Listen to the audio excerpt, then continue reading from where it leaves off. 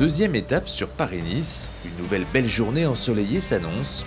Les 188 km entre Wainville-sur-Moncian et Amélie sont plats, de quoi envisager une arrivée au sprint. Oui, mon objectif aujourd'hui c'est de protéger Pierre et oui, on va jouer les chances d'Anthony sur le sprint. Hier il a fait un bon effort et dans le sprint malheureusement il a le petit débâcle avec les chutes et tout, donc il n'a pas joué toutes ses chances, mais je pense qu'Anthony est fort dans le sprint et on a la confiance à lui.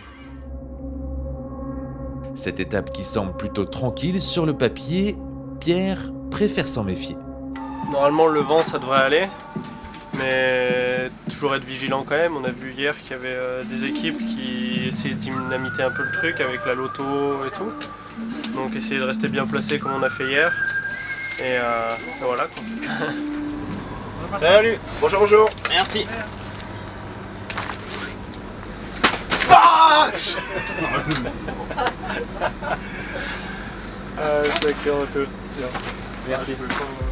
En arrivant sur le parking destiné aux équipes, Fabien reçoit son pactage de meilleurs grimpeurs. Ouais, aujourd'hui, là, si on regarde en détail le profil, il y a un GPM de 3e catégorie.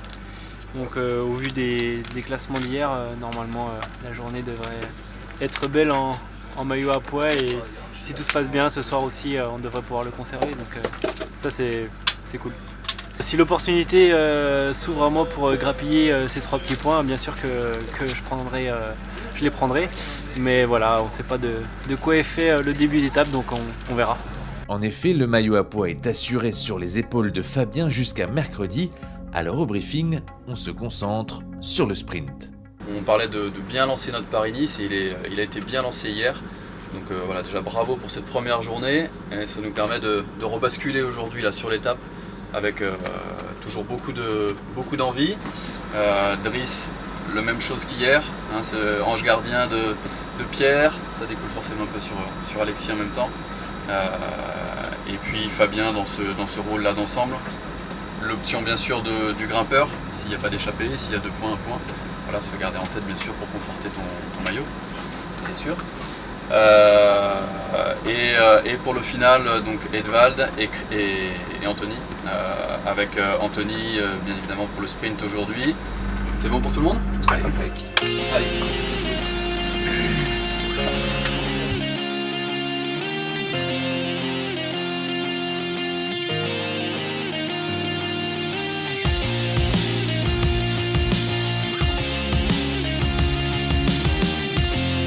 Ils sont 2 à défier le peloton en début de course, mais leur échappée prend fin à mi-parcours.